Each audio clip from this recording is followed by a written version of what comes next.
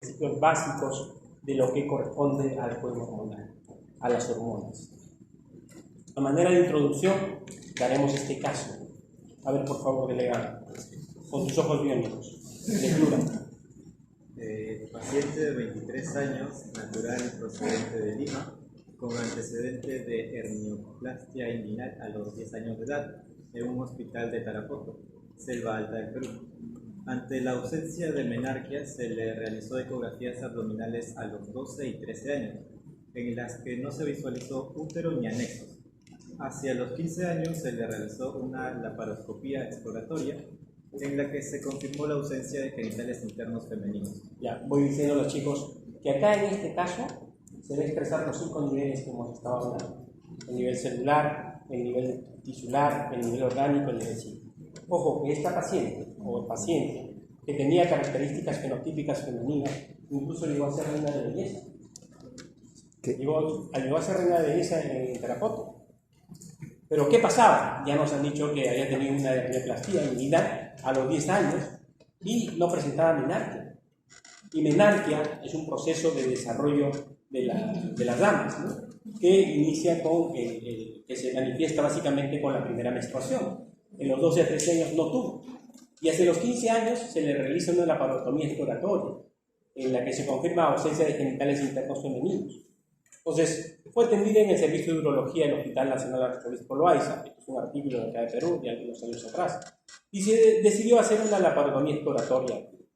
Al examen físico, efectivamente mostró una paciente fenotípicamente femenina, con desarrollo sexual de mamas mayor y más elevada, aureola y pezón se proyectan sobre contorno sobre la mama, vello púbico, no existe areolas hipopigmentadas, vagina corta de 2 centímetros de largo que termina en un fondo de saco ciego tabical. Entonces, algo estaba pasando acá, ¿no es cierto? Entonces, los exámenes auxiliares evidenciaron cromatina sexual, 1%. El cariotipo determinó que era 46X5. ¿Qué cosa era? Macho, machito, machote, ¿no es cierto? Genéticamente. Y doctor, entonces, si genéticamente era varón, ¿por qué desarrolló caracteres fenotípicos femeninos? Por querer ser no.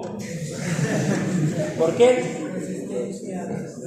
Claro. ¿Y por qué se da la resistencia a los estrógenos? Porque falla, ¿qué cosa? Fallan los receptores. ¿De qué nivel estamos hablando?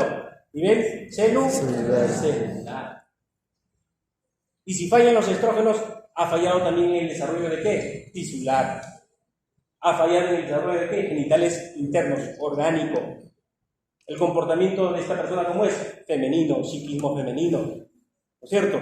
Miren cómo nos permite abordar de acuerdo a ese nivel de organización que nos planteamos. Y esta persona se presenta así como paciente. Cuando ustedes aborden el entendimiento de un tema, sobre todo en medicina, desde el nivel celular hasta el nivel social, tengan por seguro que han desarrollado una capacidad de análisis y de síntesis. Entonces, se le saca estradiol, se le saca LH, FSH, que más adelante vamos a ver en el eje gonadal femenino, estradiol, progesterona, testosterona, no les digo todavía los valores normales, y en la ecografía transabdominal se ve que el útero y anexos se encuentran ausentes. El útero y anexos. Se encuentra un quiste más o menos de 24 por 17 milímetros en la región inguinal derecha. Y la densitometría ósea mostró los siguientes. T-score y Z-score con una lumbar en L4 y L1, así como en el cuello femoral actual, hay deficiencia de la densidad ósea. Buena cuenta. Y en la laparotomía exploratoria se toma una biopsia. Entonces, muestra presencia de formación pediculada en cada fosa iliaca, más o menos de 5 por 3 por 2 centímetros en la izquierda y de 3 por 2 por 2 en la derecha. Y la anatomía patológica confirmó la presencia de tejido testicular atrófico. O sea, sí, efectivamente era varón, o es varón, y manifiesta estos aparentemente restos celulares que estaban en la región inguinal. ¿Y qué ha pasado? Que en el desarrollo evolutivo personal de esta persona, para la redundancia, el descenso testicular no se había dado adecuadamente. y se quedó atrapada en la región inguinal. Como las condiciones del medio no permitieron el desarrollo adecuado de estos tejidos o de estas células se volvieron atróficas. Y más aún, no desarrollaron la potencialidad de su actividad endocrina para producir andrógenos. ¿Y eso cuándo se va a dar? Solo y solo cuando esto se encuentre en la bolsa escrotal. Y como no llega a la bolsa escrotal, no desarrolla esta hormona. Y así lo haya desarrollado. Uno, lo que dijo su compañero, falla de receptores.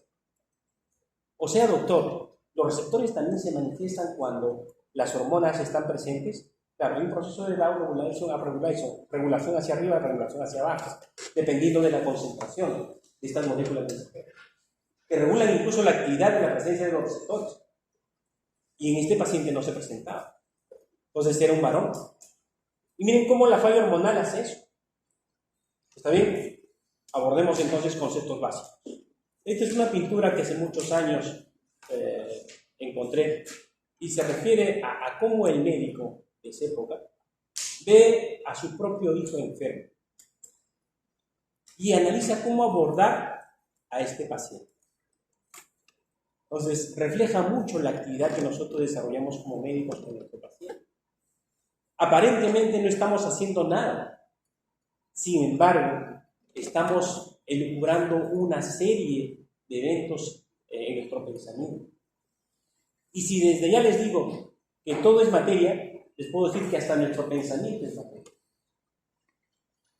¿Y por qué es materia, doctor? Porque el pensamiento es la actividad de esas redes neurales, de esa estructura neural que tú has ido codificando y configurando en tu proceso de aprendizaje, en tu proceso de desarrollo de conocimientos.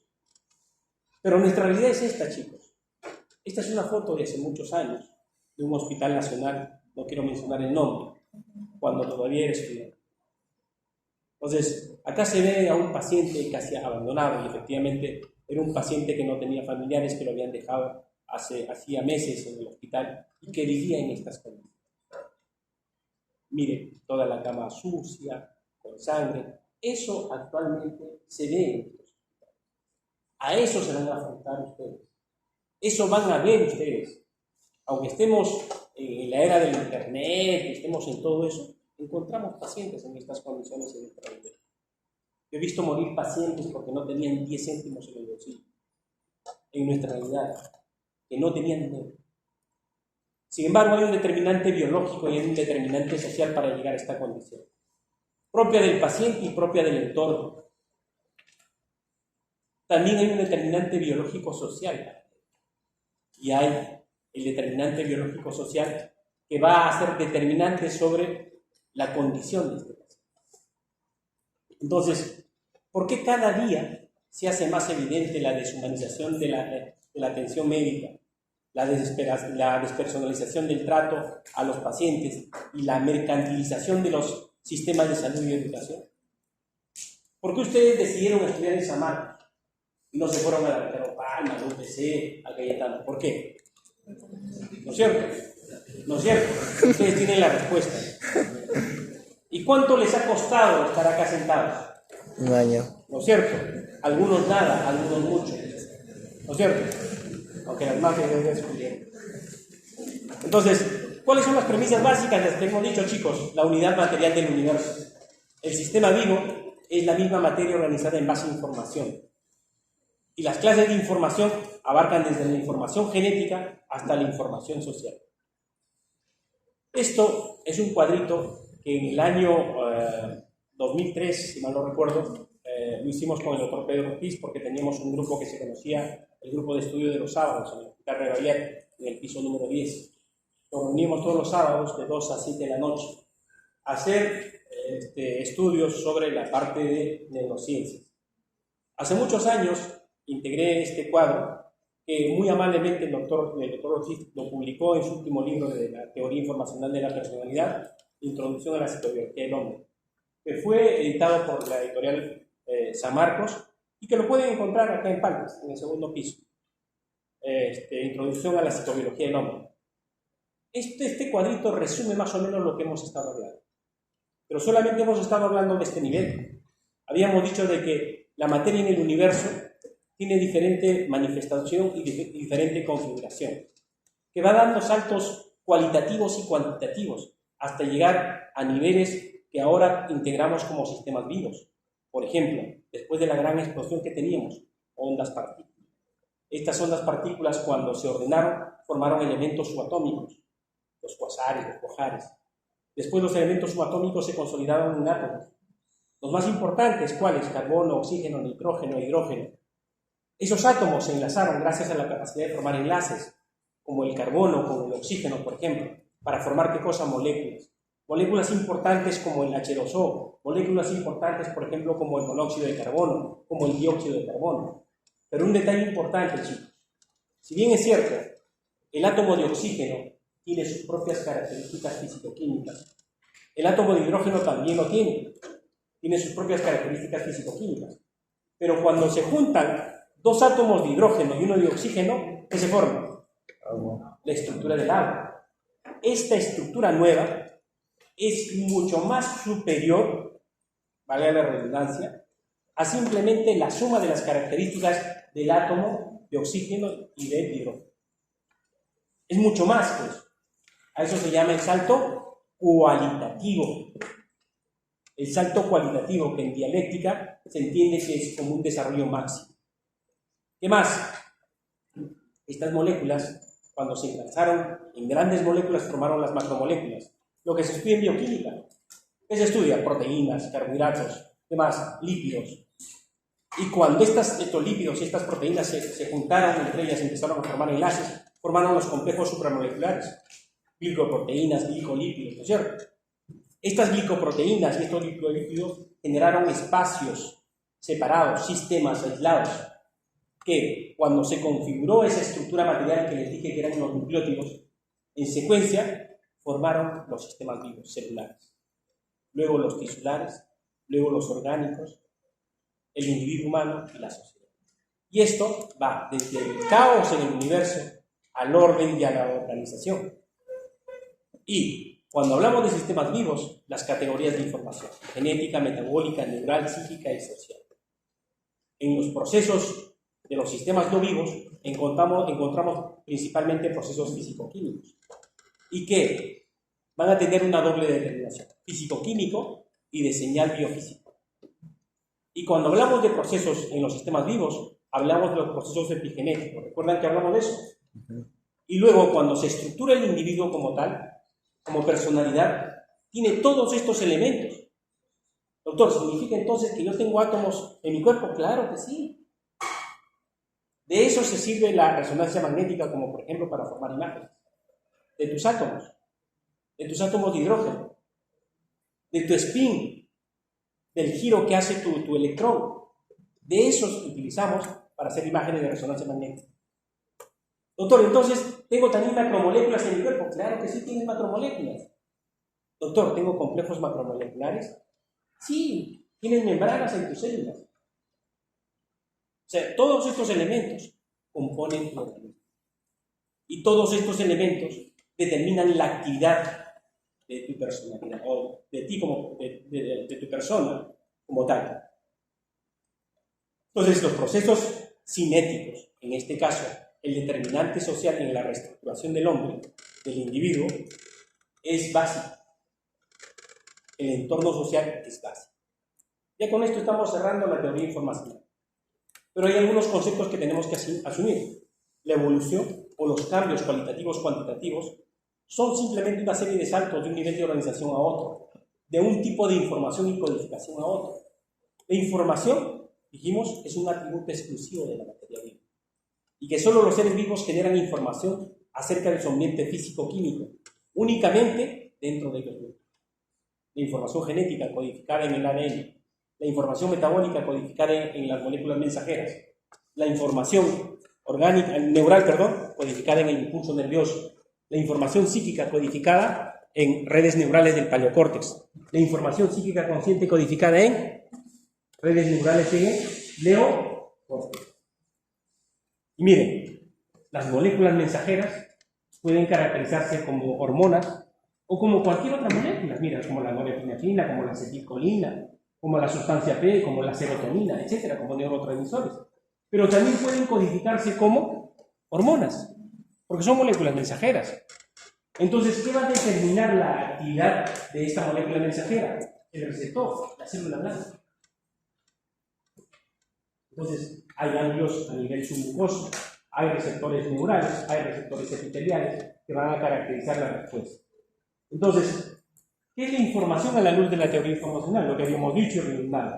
La información metabólica es la configuración de un tipo de estructuras moleculares cuya actividad es el modelo que determina el desarrollo de los sistemas individuales tisulares. La información metabólica está conformada por moléculas elementales que se conocen como mensajeros químicos, moléculas mensajeras, señales químicas. Así, las diversas moléculas por medio de las que se ensamblan las células entre sí. Eso está concretando el concepto de lo que son hormonas. Entonces, el hipotálamo es la región donde se concentra esa regulación, dado que tiene una característica peculiar.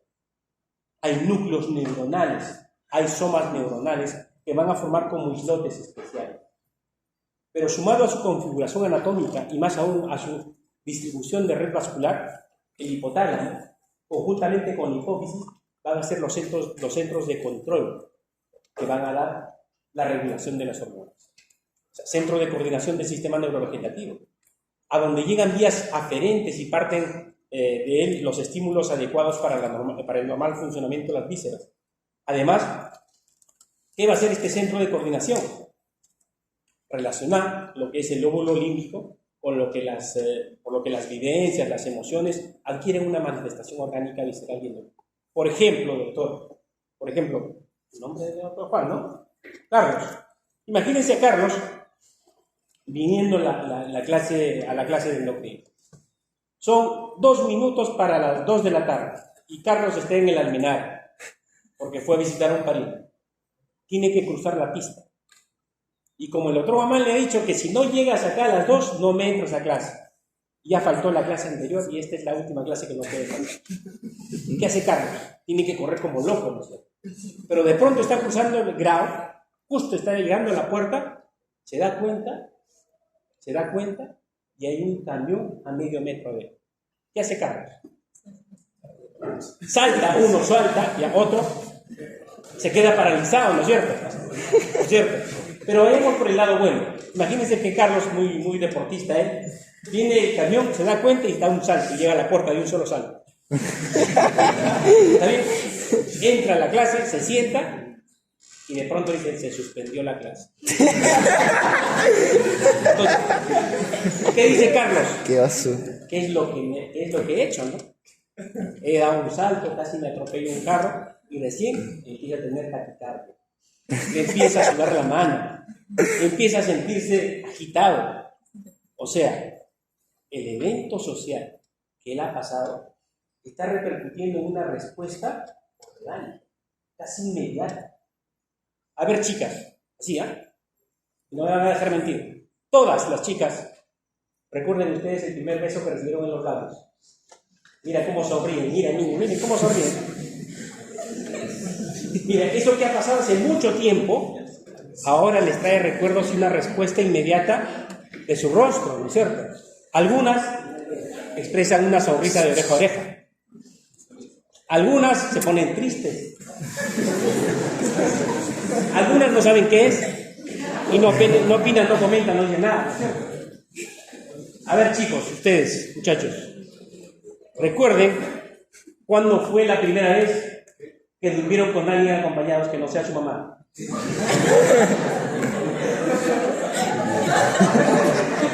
Miren, ¿ves cómo los chicos reaccionan? ¿Por qué? Porque ese recuerdo o ese reflejo de su actividad ahora, esa sonrisa, a ver, chicos, esa sonrisa se ha configurado en una red neural. Y lo que ha pasado es que el estímulo, o sea, mi voz, lo que genera es vibración de las moléculas que están en el espacio. Eso llega a sus oídos, hace vibración a nivel del tímpano, los huesecillos del oído, generan el estímulo al nervio vestíbulo coclear, al octavo par, y esta empieza a activar todo el sistema límbico. Y eso es lo que le genera esa respuesta. Y miren que eso ocurre en cuestión de segundos. La respuesta hormonal es eso, por eso te dice acá, generan respuestas inmediatas, rápidas. Las células responden a cambios de concentración de ciertas hormonas y de la hemoconcentración, esos cambios hormonales. El hipotálamo entonces va a ser una zona del sistema nervioso con características peculiares. Y la hipófisis empieza a desarrollarse con mayor intensidad después del nacimiento. Recuerden que está ubicada en la silla turquoise-esfenoides y que embriológicamente tiene un doble origen, un origen ectodérmico y un origen endodérmico. Entonces se va a fusionar y van a formar las dos zonas, la neurohipófisis y la adenohipófisis. Entonces esos núcleos neuronales ya están graficados acá, en estrecha relación con la hipófisis. Y miren, hay conexiones aferentes al hipotálamo y del hipotálamo. Esto es el hipotálamo, miren cómo hay conexiones hacia diferentes zonas del cerebro. Hay conexiones hacia diferentes zonas del tronco encefálico. Estos núcleos neuronales, al parecer, regulan la actividad entre ellas incluso, regulan la actividad entre ellas y regulan la actividad hacia núcleos subcorticales y hacia núcleos corticales. Y eso es lo que les decía, la bolsa de Rett y el ectoplasto se fusionan para formar la adenohipófisis y la neurohipófisis. Entonces se forma lo que se conoce como el lóbulo tuberal, la eminencia media en relación a ella, y de ahí la zona del hipófisis. Embriológicamente tenemos en realidad tres segmentos, el lóbulo anterior, el lóbulo posterior y el lóbulo intermedio, que evolutivamente las hemos ido perdiendo y que en algunos sistemas vivos, por ejemplo en las aves y sobre todo en los lagartos, por eso que algunos incluso cambian de color, este lóbulo intermedio es más funcional que los demás. Ahora, la hipófisis está en estrecha relación con pares craneales, con el patético, con el cuarto par, con el oftálmico y con el motor ocular común. Y está en estrecha relación con ellos. Cualquier afectación que pueda ocurrir en la hipófisis puede afectar a estos pares craneales y además a la zona del quiasma óptico. La vasculatura, es lo que les decía. En nuestro organismo hay dos sistemas porta, el sistema porta hepático y el sistema porta hipofisiario. ¿Pero qué es un sistema porta, chicos? Es un sistema vascular en el cual empieza con un gran vaso arterial y se ramifica y luego forma un vaso venoso, drena un vaso venoso. Entonces, esta red capilar que se forma a nivel del hipotálamo y de la hipófisis es importantísima porque salen de la carótida interna. Esta rama de la carótida interna forma la primera red vascular en la base del hipotálamo y de ahí forma una nueva red en la zona de la adenohipófisis. Y eso es importante, ¿por qué? Porque en esta primera red los botones terminales de las neuronas que están en el hipotálamo, de esos núcleos hipotalámicos, terminan en neuronas.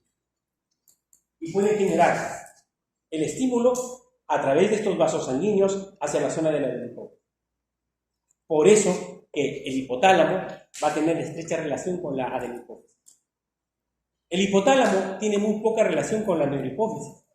¿Por qué digo muy poca relación? Porque si bien es cierto, producen células, hormonas importantes como la oxitocina y la hormona antidiurética, el hipotálamo no va a tener botones terminales o redes vasculares que lleguen hacia la neurohipófisis. Lo que va a haber una sola red vascular acá, que luego va a drenar hacia una vena, en este caso la vena yugular interna. Entonces, a nivel del hipotálamo vamos a encontrar tipos celulares que van a repercutir en otros tipos celulares de la adenohipófisis, dependiendo de la producción de hormonas que va a tener. Se les va a conocer como células somatotróficas, células lactotróficas, células corticotróficas, células tirotróficas y células gonadotróficas. Estas células están presentes en la adenohipófisis, lo que se conoce en histología como células basófilas y acidófilas, ¿no? Hidrofóbicas y hidrofílicas. Sobre todo las hidrofílicas son acidófilas o basófilas en histología. Pero nosotros los vamos a conocer como células somatotróficas, lactotróficas, corticotróficas o gonadotróficas. Y estas, ¿por qué se van a denominar así? Dependiendo del tipo de hormonas que producen. Y estas dependiendo del tipo de efecto que van a generar en los órganos y en las células blandas. Por ejemplo, las células tirotróficas, ¿qué cosa van a producir? TSH. La TSH, ¿qué cosa va a hacer? Estimular las glándulas tiroides. Las células gonadotróficas, ¿qué cosa van a producir? Hormona folículo estimulante y hormona luteinizante. ¿Qué van a hacer? Efecto sobre las gónadas masculinas y femeninas.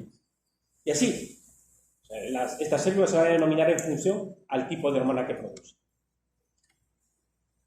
Cuando hablamos de hormonas, vamos a hablar de las hormonas principales, hormonas que tienen como principal actividad, glándulas que tienen como principal actividad producir hormonas.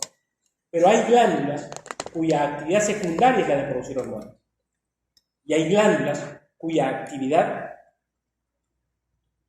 es otra cosa que la de simplemente producir hormonas. En este caso, las que solamente producen hormonas son estas de acá: hipófisis, tiroides, paratiroides, suprarrenales y pineales. Su principal función es producir hormonas. Glándulas que tienen como función secundaria la de producir hormonas, ¿cuáles son? El timo, el páncreas, el ovario y el intestino. Recuerden, el páncreas produce hormonas endocrinas y hormonas exocrinas, porque el páncreas tiene diferentes tipos celulares: células acinares y células que constituyen los islotes del ángel. Las células alfa, las células beta, las células delta, las células P. Entonces, estas van a ser las glándulas que tienen como segunda actividad de producir. Pero hay otras estructuras, órganos, que producen también hormonas, pero que no es su principal función, ni siquiera su secundaria función. ¿Cuáles son? El riñón, el estómago, el hígado, el intestino delgado, la piel, el corazón, el tejido adiposo, la placenta. ¿Cuál es la naturaleza de las hormonas? Las hormonas son de la misma naturaleza química que las demás biomoléculas. O sea, son proteínas, son derivados de los ácidos grasos, son derivados de las catecolaminas. Las hormonas presentan ciertas características peculiares. Presentan un tipo de retroalimentación negativa a través de regulación de los ejes. ¿Qué ejes tenemos, doctor? Ejes, primero, el primer eje, ¿cuál es? Hipotálamo, hipófisis, tiroides. Hipotálamo, hipófisis, gonadal, masculino y femenino. Y el eje que regula todo eso es el eje hipotálamo, hipófisis. El tercer eje, el cuarto eje, el eje adrenal. Se habla de un quinto eje que es el eje pancreático, pero en el sentido estricto, el páncreas tiene una condición especial, que lo vamos a ver en la clase correspondiente. Les decía que como características las moléculas mensajeras para ser conocidas como hormonas, les había dicho 4 características, ¿no es cierto? La quinta característica de esta molécula mensajera para ser conocida como hormona es el hecho de que su secreción es pulsátil. Su secreción es pulsátil, a diferencia de los neurotransmisores, a diferencia de las citoquinas. Las moléculas conocidas como hormonas se secretan en forma pulsátil. Y la producción de la hormona es en cantidades mínimas, microgramos y picogramos. En la administración de hormona, cuando nosotros hacemos una sustitución de hormonas o tratamiento con hormonas o terapia hormonal, tenemos que imitar el ritmo de secreción de la hormona, no es simplemente poner la hormona. Entonces, en la administración hormonal se tiene que tomar en cuenta ese ritmo biológico, ese ritmo circadiano. La hormona tiene un tiempo de vida media característica, donde tiene actividad biológica al 100%. Y la hormona tiene efectos en un blanco, en efecto, o en varios blancos, en efecto. Y existen niveles sistémicos de actividad hormonal.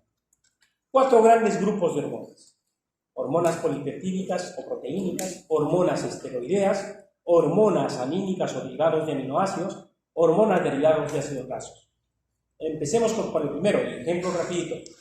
Características que presentan: la mayoría de las hormonas son polipeptídicas. Como son polipeptídicas, puede ser de razonamiento, chicos, son polipeptídicas constituidas por aminoácidos. ¿Atraviesan la barrera de la membrana celular? No. No. Por lo tanto, sus receptores, ¿dónde deben estar? En la membrana celular. Sentido común, ¿no es cierto? Ya para no estar memorizando, repito, son polipeptídicas, son de alto peso molecular, no atraviesan la membrana celular, por lo tanto sus receptores están en membrana. Ahora, la diferencia con las otras, con las, por ejemplo, derivadas del colesterol, son de naturaleza lipídica. Por lo tanto, ¿atraviesan o no atraviesan la membrana celular? Sí. Si atraviesan. Y lo lógico de pensar es que sus receptores, ¿dónde están? Citoplasma. Intracelular, muy bien. Sí, A excepción, siempre hay una excepción en el CIR, de las hormonas tiroideas, que son derivados de aminoácidos. ¿No es cierto? Estas tienen sus receptores a nivel intracelular. Y ojo, el doctor Torres, Javier Torres Donigas, tiene una publicación de hace muchos años de haber caracterizado los receptores de las hormonas tiroideas en el núcleo de la célula. Entonces, las hormonas polipeptídicas son de diferentes tamaños. Van desde 3 aminoácidos hasta 200 aminoácidos. 3 aminoácidos, las hormonas liberadoras de tiroides. De 200 aminoácidos, la hormona de crecimiento y la prolactina. Son hidrosolubles. En buena cuenta, queda como moraleja. Las hormonas hidrosolubles tienen como receptores a nivel de membrana. Las hormonas liposolubles tienen sus receptores a nivel de intracelular, a predominio del citoplasma y del núcleo. Entonces, se sintetizan como cualquier proteína por la transcripción de genes, se producen como prehormonas, como prohormonas y como hormonas activas. Por ejemplo, la insulina. La insulina es una hormona que se produce en los islotes de Langerhans y que tienen como se producen inicialmente como una prehormona. Por ataque enzimático, esta prehormona forma 2 cadenas, que por enlace de disulfuro forman estas 2 cadenas la molécula de insulina. ¿Son almacenadas en vesículas hasta su secreción? Claro que sí. Como son proteínas de peso molecular, no atraviesan la membrana. Y la única forma es pasar por el retículo endoplasmático y ahí unirse a vesículas. ¿Cómo se liberan? Se liberan al espacio intersticial y luego pasan al torrente sanguíneo. ¿Qué hacen? Estimulan al receptor de superficie. ¿Qué generan? Si tienen su receptor de superficie, para estimular la información genética, ¿qué tienen que hacer? Activar moléculas intermedias, ¿no es cierto? Para activar esas moléculas intermedias, ¿qué utilizan? Proteínas especiales. Una de esas proteínas especiales son las proteínas G, por ejemplo. Si las hormonas son las primeras moléculas mensajeras, habrá moléculas mensajeras secundarias, ¿no es cierto? Sí. Que están en el espacio intracelular. Ahora recién engarza el concepto de segundos mensajeros, terceros mensajeros. Doctor, entonces, ¿qué segundos mensajeros conocemos? El calcio, inositol trifosfato, por ejemplo. Segundos mensajeros. ¿Por qué segundos mensajeros? Porque, al igual que las hormonas, en tiempo y espacio configuran una actividad que se traduce en información. Estas moléculas intermedias en el espacio citoplasmático también van a configurar en espacio y tiempo una información, pero que no es tan estable como la información genética, sino es una información temporal que se va a reflejar en la activación de la información genética. Ejemplos: en el hipotálamo, hormona liberadora de tiroides, hormona liberadora de corticotropina, hormona liberadora de la hormona de crecimiento, hormona inhibitora de la hormona de crecimiento, hormona liberadora de las gonadotrofinas. En la hipófisis, hormona de crecimiento, hormona estimulante de tiroides, hormona adrenocorticotropa, hormona folículo estimulante, hormona luteinizante y prolactina. En la neurohipófisis, hormona antidiurética, oxitocina. En la tiroides, calcitonina. En el páncreas, insulina indicada. En la paratiroides, la paratohormona. En el riñón, lo que es renina y la eritropoyetina, importantes para la producción de los glóbulos rojos. Profesor, ¿qué era PRL? ¿Cuál? PRL. Prolactina. En el corazón, el péptido natriurético atrial. En el intestino, la secretina, la colecistoquinina. En la placenta, la gonadotrofina coriónica humana, la somatotropina. O sea, hay múltiples ejemplos. La mayoría de las hormonas son de naturaleza polipeptídica. Las esteroideas, acá el concepto clave que tienen que aprender es básicamente el hecho de que son derivados del colesterol por rutas metabólicas bioquímicas. Y están formados por 3 anillos, ¿no? Y estas, como son lipídicas, atraviesan la membrana y por lo tanto se podrán almacenar. ¿Sí o no? Sí. No se almacenan, ¿No? ¿no es cierto? No se almacenan. ¿Por qué? Sentido común, chicos. Porque atraviesan fácilmente la membrana celular. Entonces no se podrían almacenar como las proteínas, ¿no es cierto? Entonces no se almacenan, son liposolubles, pasan la membrana celular. Por lo tanto, ¿sus receptores dónde están? Intracelular. Muy bien, listo, ya están aprendiendo. Sí, en ese razonamiento. Por eso les decía, las diapositivas son simplemente dibujitos, ¿ah? Si no entienden bien la clase, el concepto, no van a entender las diapositivas. Ahora, ejemplos de hormonas esteroideas en la corteza suprarrenal. Cortisol regula ¿qué cosa? Hormona del estrés. La aldosterona, ¿qué hace la aldosterona? Regula el equilibrio hidroelectrolítico. ¿A nivel de dónde? A nivel del tercio externo del conducto del nefrón, en el tercio externo del conducto contorneado distal. ¿Qué hace? Reabsorbe ¿qué cosa? Potasio. ¿Y reabsorbe qué cosa? Sodio. Listo. Los ovarios, los testículos, la testosterona. Bien es cierto, la testosterona caracteriza el desarrollo de los genitales masculinos. La testosterona también es producida en las mujeres, sobre todo a nivel de la glándula suprarrenal. ¿Qué hace la testosterona? Principalmente masculiniza, pero el efecto biológico comparativamente con la dihidrotestosterona, el de mayor actividad es la dihidrotestosterona. En los ovarios, los estrógenos, la progesterona. En la placenta es un órgano, despierta a otro compañero, es un órgano que produce casi todas las hormonas. Casi todas las hormonas. El riñón, la 1,25-hidroxicolincalciferol. Es de estructura química, no los voy a rayar. Con la parte de bioca yo también le tengo terror. No terror, a pesar de que mi primera carrera fue en biología. Yo hice como especialización biología molecular. Entonces estoy vinculado a todo eso. Pero nunca me hace eso. Hormonas amínicas, son hormonas de aminoácidos derivados del aminoácido, sobre todo tiroxina. Tres hormonas importantes: la tiroxina, la adrenalina y la noradrenalina, las catecolaminas y la dopamina. Ya deducen, ¿no? Si son amínicas, son derivados de los aminoácidos.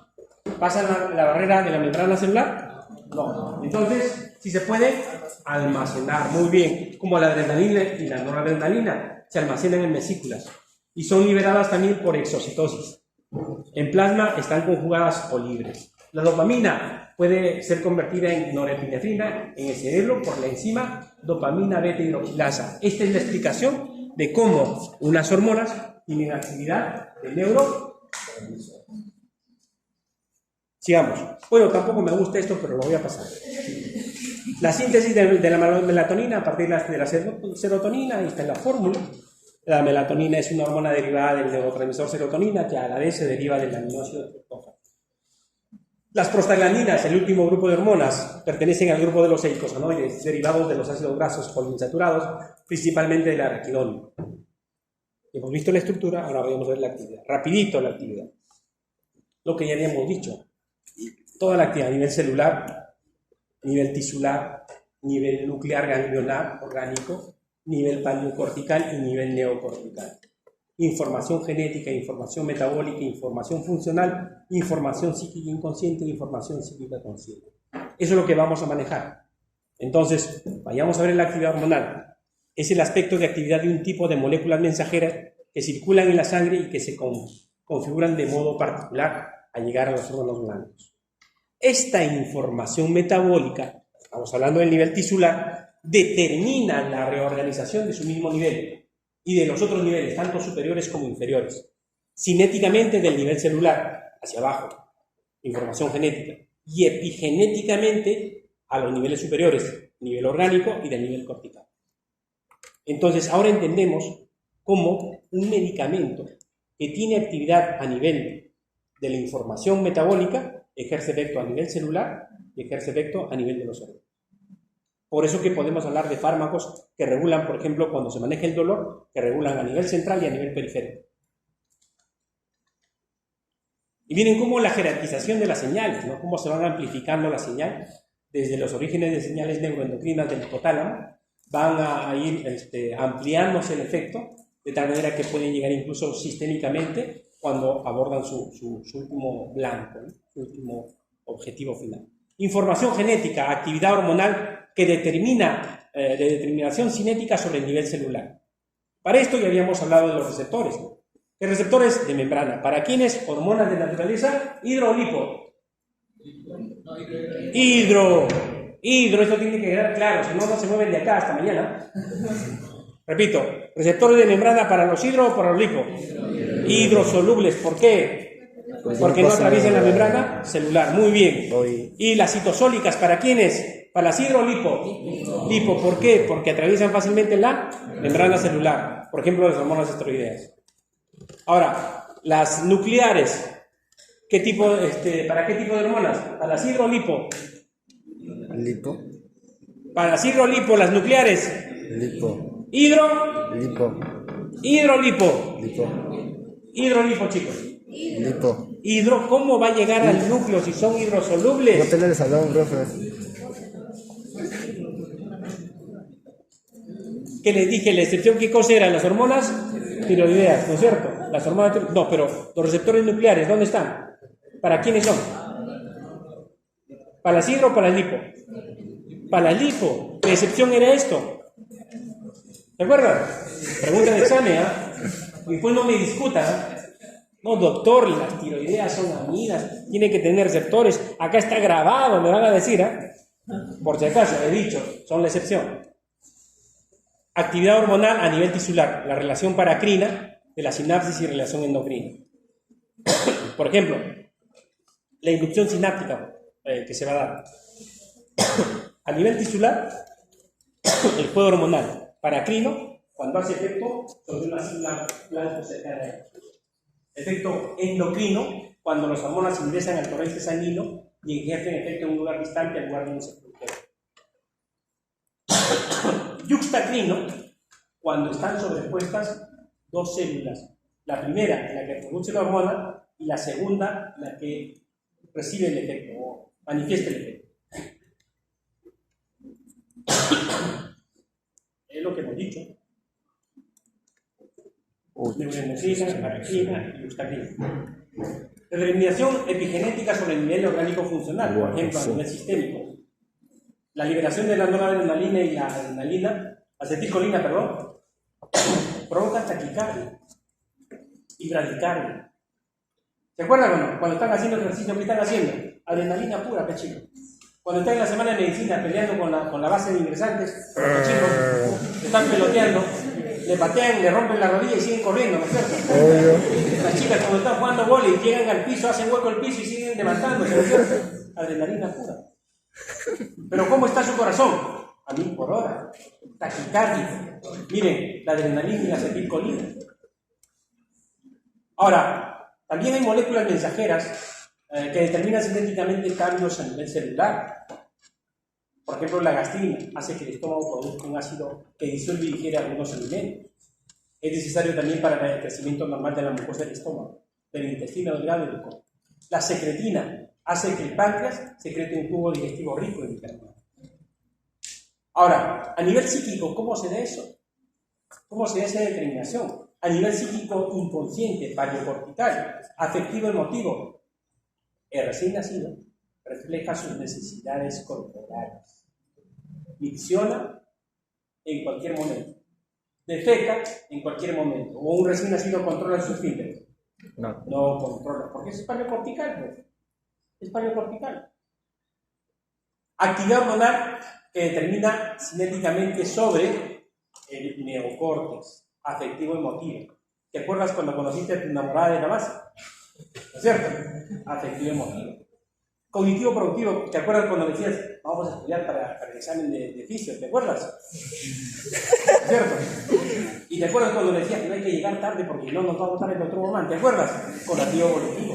Esas son tus motivaciones, tus conocimientos y tus sentimientos. ¿Te das cuenta? Y todo esto se integra en el neocórtex, con la relación social, consigo. La regulación de la actividad hormonal, para terminar, chicos, rapidito, hipotálamo hipófisis, habíamos dicho con esto.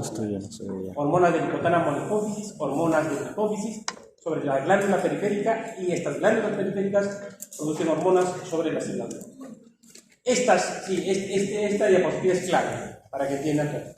Clave, porque es el resumen de lo que hemos estado hablando. Miren, hormona del hipotálamo, todas ellas, no hay más. Hormona liberadora de la hormona de crecimiento. Hormona inhibitora de la hormona de crecimiento. Hormona inhibitora de la prolactina. Hormona liberadora de la prolactina. Hormona liberadora de la corticotropina. Hormona liberadora de la epitotropina. Y hormona liberadora de las gonadotropinas. A nivel de la hipófisis, dos grandes grupos.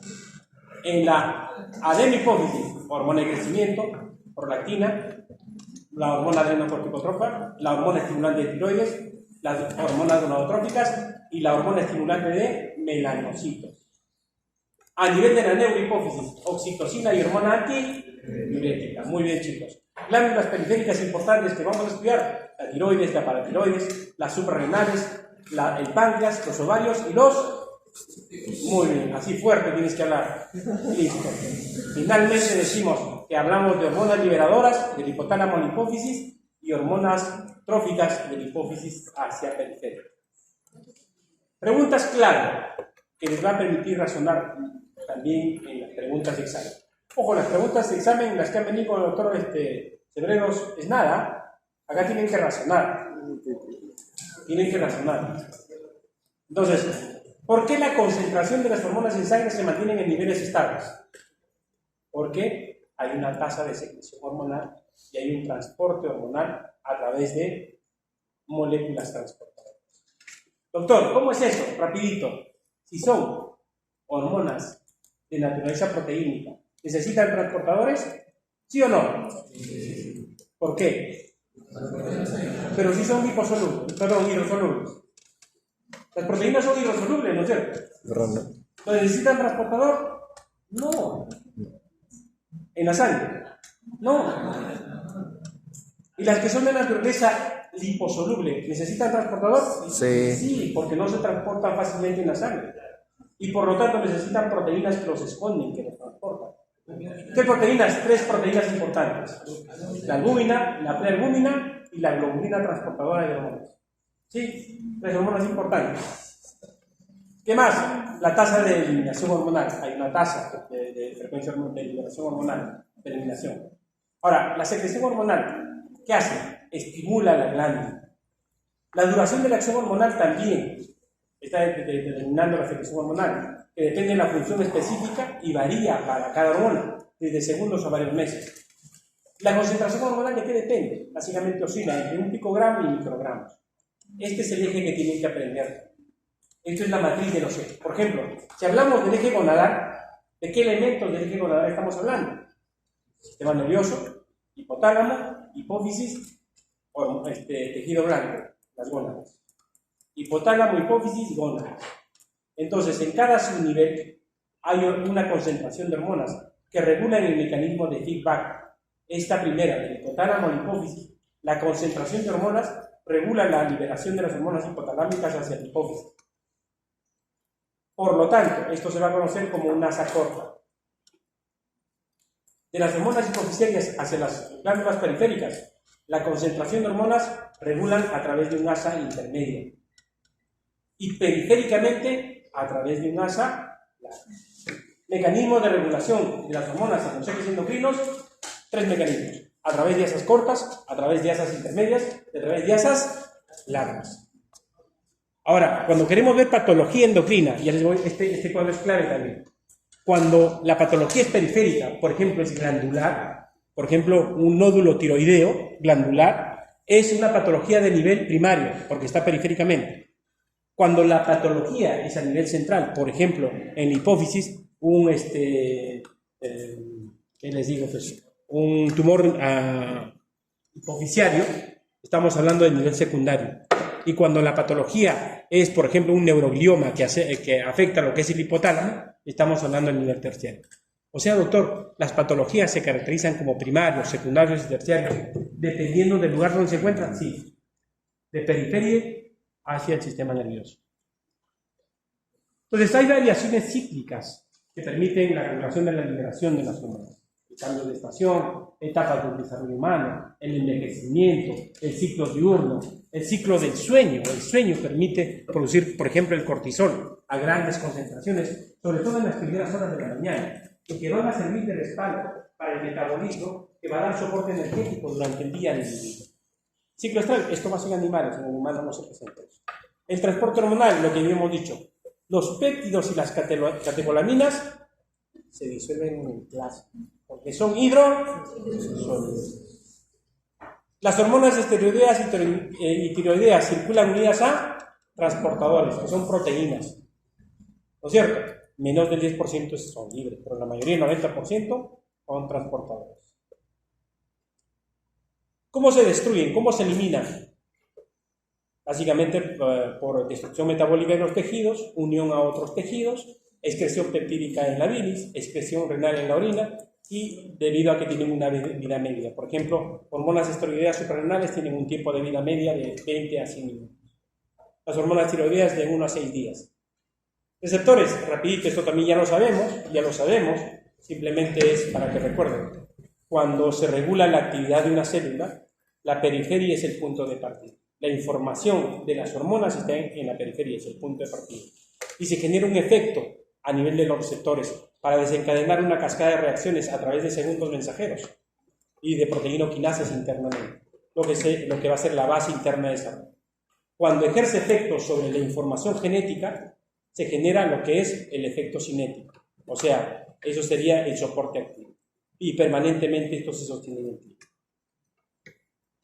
Ahora, la cascada de reacción de las hormonas, miren lo que les decía. La hormona activa su receptor y esto genera una amplificación intracelular. No nos vamos a detener en esos detalles, simplemente vamos a mencionar, ¿no? Hay una serie de receptores. Podemos hablar toda una clase solo de receptores, pero no se trata de eso, sino que conozcan los principios básicos de la presencia de estos receptores. Estos, por ejemplo, son receptores tirosina-quinasa, receptores para la insulina, porque tienen residuos de tirosina internamente. Y cuando se activa el receptor con la insulina, lo que va a hacer es desencadenar una cascada interna de reacciones. Y una de las principales funciones va a ser que esta vesícula, que está cargada de canales de membrana GLUT4, va a desplazarse hacia la membrana y se va a convertir en un canal de membrana selectivo para la glucosa. Por eso se les conoce como GLUT. Y por eso que la glucosa cuando ingresa pasa a la vía glicolítica, luego pasa al ciclo de Krebs y luego pasa a la fosforilación oxidativa. ¿Para qué? Para formar el ATP, principal elemento de salud que va a servir para mantener la célula. Y miren cómo la insulina determina eso. Y si entienden eso, van a ver cuando, van a deducir ustedes claramente cuando hay deficiencia de insulina. ¿Qué pasa? La glucosa se queda en los vasos sanguíneos. Pero como la glucosa, ¿qué cosa es? Una macromolécula, ¿no es cierto? Pero la glucosa puede formar macromoléculas, ¿con quiénes? Con los lípidos. Entonces, en el endotelio vascular, ¿qué tenemos? Células endoteliales que tienen una membrana de lípidos. Entonces, la glucosa puede unirse a esos lípidos. ¿Qué forman? Glicolípidos. ¿Y los glicolípidos qué hacen? Alteran o desestabilizan la membrana. Por lo tanto, ¿cómo se traduce en un vaso sanguíneo? En la alteración del endotelio vascular. Por lo tanto, ¿eso se traduce en qué? En insuficiencia vascular. ¿Y eso ocurre frecuentemente en quiénes? En los pacientes diabéticos. ¿Se dan cuenta ese análisis desde el nivel molecular hasta el nivel clínico? Esa es la potencia de la teoría informacional, chicos. Por eso soy incisivo en eso. Igual, otros receptores acoplados a proteínas G. Ahora, el caso de los esteroides es un caso peculiar, ¿eh? El caso de los esteroides. Este es un caso en donde los esteroides sabemos que tienen receptores intracelulares. Cuando estos esteroides se marcan y se estresan a la célula por necesidad va a requerir un mayor estímulo de los esteroides. ¿Qué va a hacer? Es el mecanismo de upregulation, o sea, una regulación de los receptores hacia la membrana celular. Miren, inicialmente los esteroides, habíamos dicho que tienen receptores intracelulares, pero en ciertas condiciones de estrés, los esteroides van a tener receptores de membrana. ¿Pero de estrés de quién? De la célula. Es un mecanismo fisiológico de regulación. Entonces, pregunta para terminar la clase. En condiciones fisiológicas normales, ¿las hormonas peptídicas provocan una respuesta celular y sistémica más rápida que las hormonas esteroideas? Sí, ¿por qué? No, ¿por qué? Dos respuestas. ¿Qué dices? ¿Tu nombre? Milady, ¿qué dices? ¿Sí o no?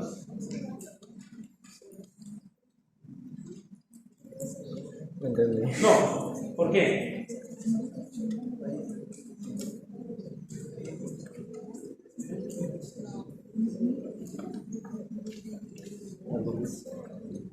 ¿Cuál es tu nombre? ¿Tu nombre? Sí. Joana, ¿qué opinas? ¿Sí o no? No, ¿por qué?